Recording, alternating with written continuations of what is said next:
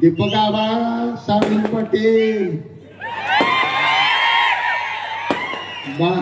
आईचं बापाचं नाव घेऊन 50 वर्ष गुलाबजामुन बासुंदीत खाताना इथपर्यंत आता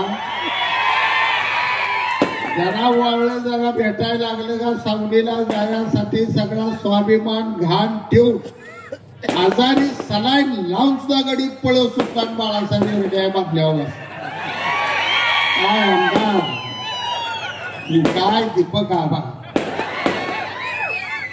दुसऱ्या बाजूला ज्यांना निवडून दिलं जयकुमार गोरे मला माहित होतं तुम्ही आता बिता उघड पडलं म्हणाल इतका बारका शाहजी बापू नाही तुमच्या रकमा शेका पक्षाला पोचल्या ती जवळ्याला कशा गेल्या टायमिंग माणसाची नावं मला बसलो होतो.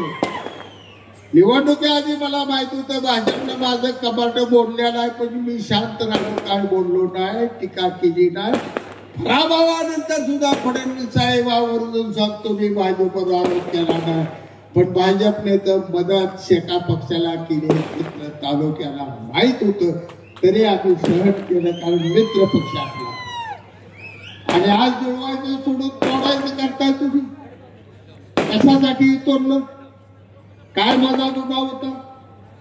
प्रशांत परेकरची आमदारकी करायसाठी रात्रंदिवस भाऊ दोघं 3 महिने झोपलो नाही आम्ही. रणजित निंबाळकर निवडून आला पाहिजे काय म्हणून या उत्तम जानकरचं पाय धरलं मी नवरा बायकोचं पाय धरली पाय दोस्ता पोरगाय म्हणून एवढ्या वेळ ऐकून आयुष्यात काय ऐकू नको 1 लाख मताचं माळशिरस मधनं निंबाळकरला लीड घालवलं. ह्यांचा शब्द काल बोलला नागपूरला घेऊन गेलो यांनी फडणवीस साहेबांचं ऐकलं नाही 1.5 वर्ष त्या बागल्यात मी चहा सुद्धा प्यायला गेलो नाही. एवढा प्रामाणिकपणा भाजपशी माझा असताना कशासाठी माझा मला निवडणुकी भीती नाही लढला नाही. रक्त भोसले गणाडला माजी प्रभू लढला तानाजी मालुसरे लढला माजी कंकर लढला गावठीच्या दिल्लीत माझ्या छत्रपती संभाजी महाराजांच्या शेताचं तुकडं झालं तरी त्यानं सुद्धा सांगितलं की माझ्या हातातल्या साकड्या सुद्धा तुझ्या हाती घोड्यापेक्षा दमदार देखण्या दिसत्या की बोलणारा छत्रपती संभाजी महाराज त्याच्या हातातली अवलाद आहे. नरड तुटून पडलं तरी माग पुढं बघणार नाही तो स्वाभिमान मेलो तर घाण ठेवणार नाही.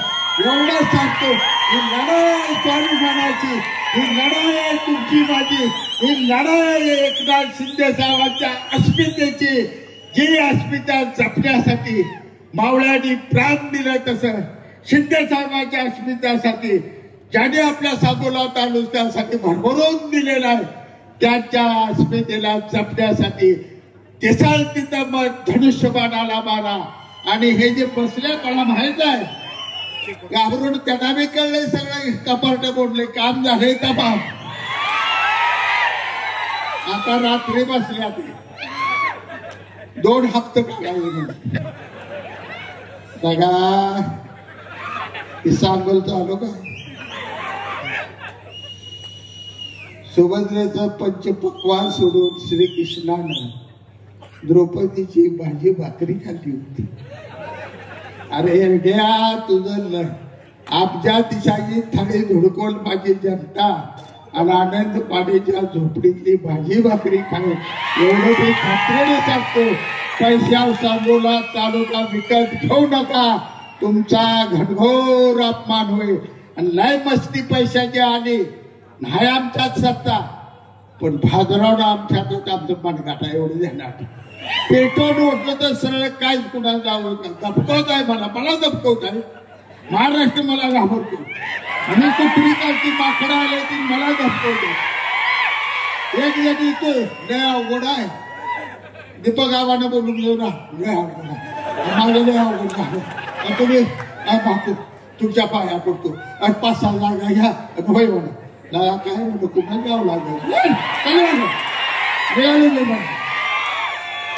दुसऱ्या जिल्हाध्यक्षाला मला वाटतं तुम्ही फडणवीसांना साहेबांना भेटू मी तुम्हाला उपनगराध्यक्ष आणि 7-8 जागा देणार बाळूक्या जागा मला द्यायला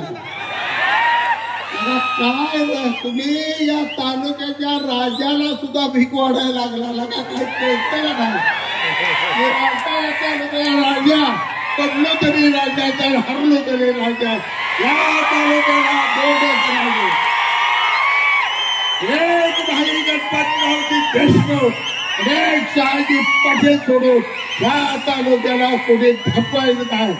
हे सांगतो आज तुम्हाला या ठिकाणी भाई गणपतरावजी देशमुखांच्या समाधीची पूजा करायचा अधिकार त्यांनी गमावलेला आहे.